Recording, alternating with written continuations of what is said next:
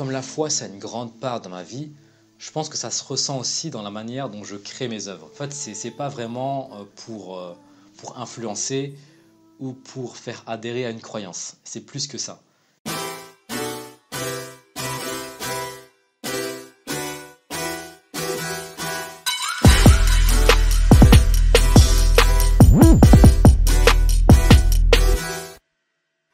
Bonjour à tous, alors je me présente, moi c'est Mathieu, j'ai 26 ans, je suis entrepreneur dans le multimédia et j'ai partagé en fait mon histoire de comment j'utilise mes dons et mes passions pour servir Dieu. Donc dans la vie de tous les jours, moi je fais tout ce qui est montage vidéo, donc tournage, montage, je fais des vidéos de mariage, je fais aussi tout ce qui est publicité, VFX et je fais aussi du dessin.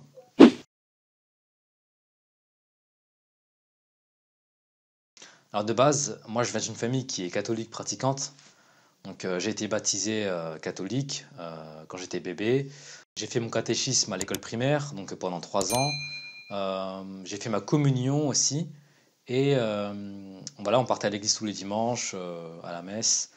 Et avant de faire ma confirmation, Dieu nous a dirigés, ma famille et moi, vers l'église protestante, là où j'ai été baptisé par immersion et là où je sers Dieu jusqu'à aujourd'hui.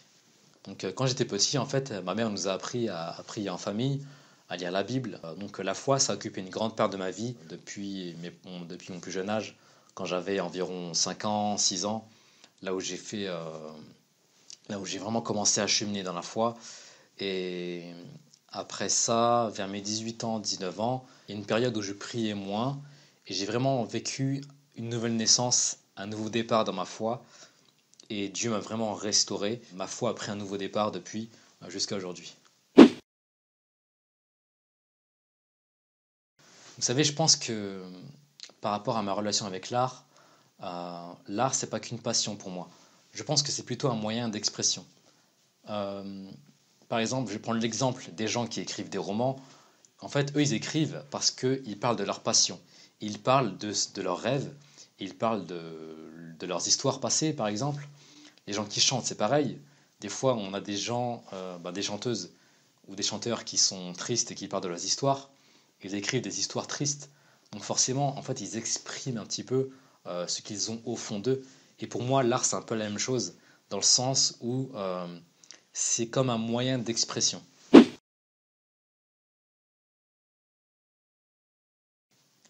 Donc j'ai commencé à dessiner à l'âge de 6 ans. Donc ça a commencé très très tôt dans ma vie. Voilà, à la base, moi je copiais des affiches de films. Donc c'était films fantastiques, donc Star Wars, Le Seigneur des Anneaux par exemple. Et moi j'aimais beaucoup tous ces films-là parce que ça me faisait rêver. Voilà, j'arrivais à créer des univers comme ça en copiant, en faisant des scénarios aussi. Voilà, je m'inspirais beaucoup de ça. Après, c'est vrai que pour parler par rapport à l'art en général, ma relation avec l'art, je trouve que l'art, le mot c'est assez général. Ça peut désigner plein de choses. Ça peut désigner la musique, la danse, la vidéo, le cinéma. Et vraiment, moi, ce qui me passionne le plus, c'est le dessin et la vidéo, bien que j'aime aussi créer toutes sortes de choses.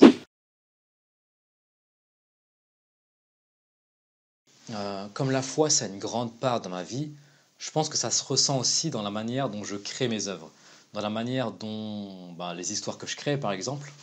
Mais c'est pas forcément, en fait, c'est pas vraiment pour influencer ou pour faire adhérer à une croyance. C'est plus que ça. C'est quelque chose de naturel. En fait, je ressors ce qui est au fond de moi.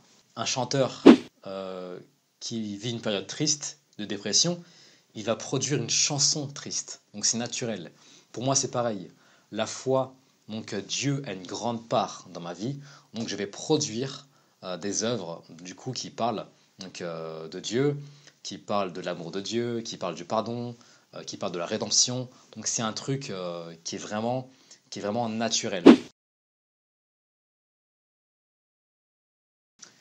Alors mon dernier projet que j'ai fait, c'est un court-métrage animé qui s'appelle La source de vie. Donc c'est un court-métrage de 7 minutes dans lequel en fait on voit l'origine du mal et les moyens qui nous a été donnés pour s'en débarrasser. Alors donc l'extrait que je vais vous montrer, c'est la scène de fin qui dure quelques minutes et c'est parti. Alors Dans cette scène, on voit plusieurs choses. D'abord, on voit des gens qui ont une sorte de fumée noire au fond d'eux. Ensuite, on arrive sur une colline, et là, on voit un homme crucifié qui attire à lui, du coup, la sorte de fumée noire qui est au fond des personnes. Et là, cette personne-là, qui est sur la croix, elle meurt, elle est enterrée sous la terre, et après, elle ressort, elle réapparaît, et une grande lumière va émaner d'elle. Et là, la personne va ouvrir les bras et amener la vie, la couleur dans le monde entier. Et là, les personnes du coup vont être régénérées et vont pouvoir vivre dans ce monde-là. Je pense que vous l'aurez compris, il s'agit donc de Jésus-Christ qui est crucifié et ressuscité. Ce que j'ai voulu vraiment montrer à travers ce court-métrage, plus précisément avec cette scène-là, c'est vraiment le côté spirituel de ce qui se passe à la crucifixion. C'est vrai qu'on parle souvent de la crucifixion en disant voilà, Jésus a été crucifié pour nos péchés, mais en fait la question que je voulais aussi me poser, c'était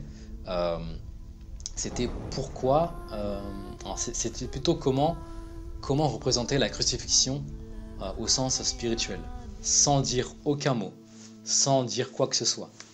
J'ai voulu aussi faire cette chose pour qu'il n'y ait aucune barrière de langue. C'est-à-dire qu'un Français pourrait voir la même chose qu'un Japonais, par exemple. Il y a aussi une autre symbolique que j'ai déjà dit, mais je vais revenir dessus, c'est l'apparition de la couleur. Donc, dans le court-métrage, avant la scène de résurrection, le monde est totalement en noir et blanc. Donc, le noir et blanc, ça symbolise aussi l'absence de vie.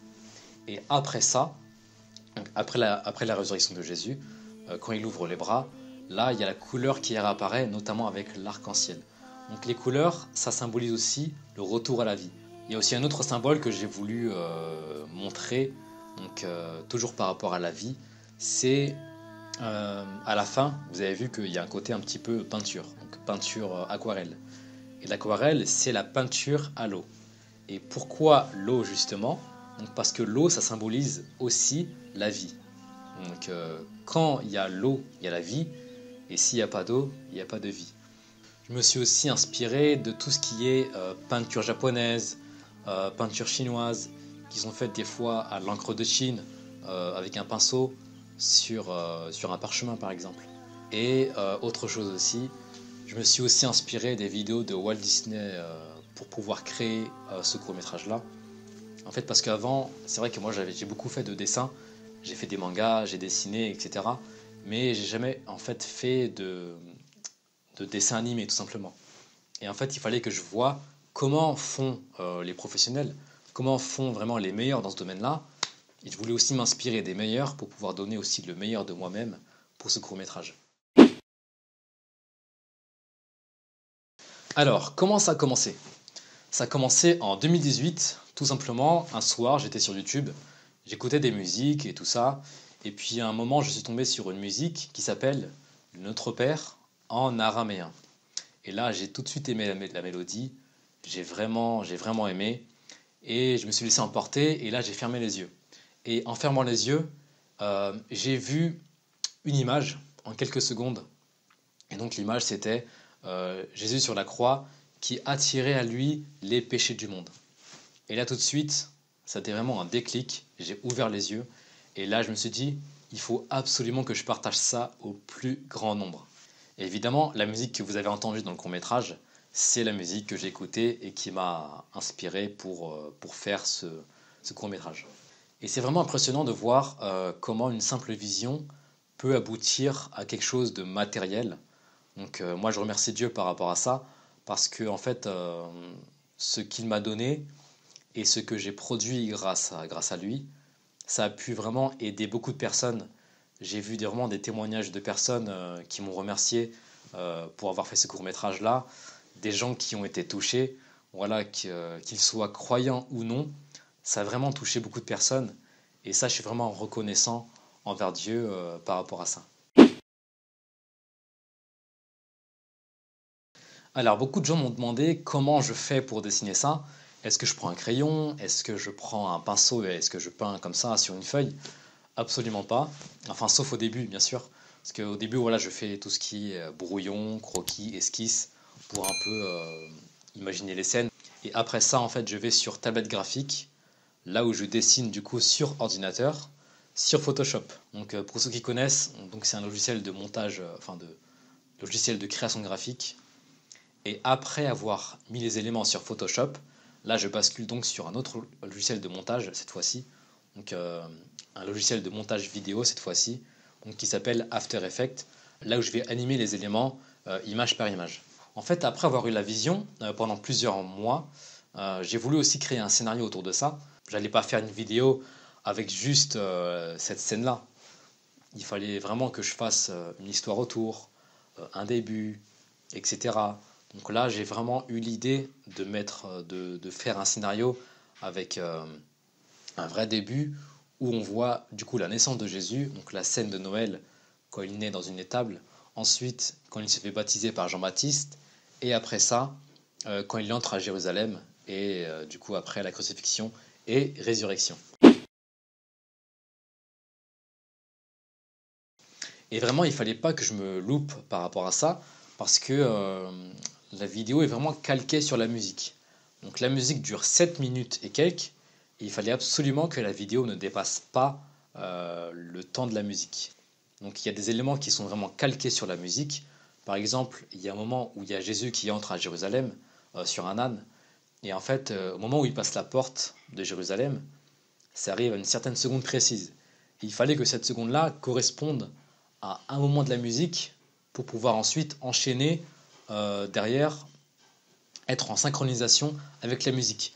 Et ça, c'est vraiment un travail de précision qui m'a demandé beaucoup, beaucoup, beaucoup de temps. Je pense que ça a pris plus de 300 heures au total, le projet. Et bien sûr, je remercie aussi mon frère Joshua qui m'a aidé pour les bruitages et la bande son. Vraiment, merci Joshua parce qu'en fait, les bruitages, ça a apporté une vraie profondeur au film. Donc vraiment, merci à toi Joshua parce que tu as contribué à ce que ce court-métrage animé soit une réussite. Donc merci encore.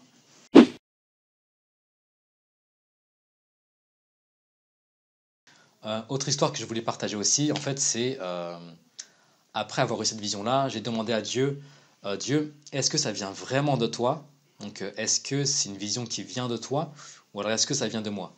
Et vous savez quoi? 2 jours après, je suis tombé sur une vidéo du coup euh, où il y avait la même scène de fin de mon film. En fait, dans cette vidéo-là, il y avait Jésus sur la croix, il y avait une sorte de fumée noire qui tombait sur lui. Et c'était exactement la même chose que j'ai fait. Mais par contre, eux, c'était plutôt en 3D, mais moi, c'était en 2D. Mais globalement, c'était vraiment la même chose.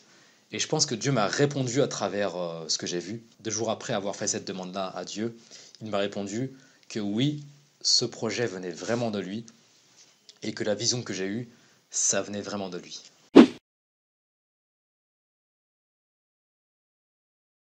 C'est vrai que moi, je me posais une question, c'était de savoir est-ce qu'on peut servir Dieu avec ses dons et ses talents? Je pense clairement que oui, ça on peut le faire. Je vois des gens en fait qui peuvent témoigner de l'amour de Dieu à travers par exemple le rap, à travers toutes sortes de différents styles de musique, à travers différentes formes de créativité, que ce soit la danse, le spectacle, que ce soit par exemple avec l'humour aussi. Donc oui, on peut servir Dieu avec nos dons, nos talents, et aussi c'est pas parce qu'on est jeune qu'on ne peut pas servir Dieu. Croire en Dieu, ce n'est pas seulement pour les vieux, c'est pas quelque chose de ringard, c'est pas quelque chose de dépassé. On a souvent eu l'impression que l'Église c'est quelque chose un peu de poussiéreux, où la foi était un peu enfermée entre 4 murs d'une église, que la foi c'est un truc qui est dépassé, etc., etc. Mais je pense pas. Je pense qu'au contraire que la foi c'est une vraie force, la foi c'est une vraie réponse à la société. Vous savez, moi dans mon église, j'ai vu des témoignages juste incroyables de comment Dieu a restauré la vie de certaines personnes qui étaient totalement perdues. Moi-même, je suis un témoignage vivant. Dieu m'a délivré de beaucoup de choses. Dieu m'a restauré, vraiment. J'ai vu aussi Dieu agir dans la vie de ma famille, de mes propres yeux.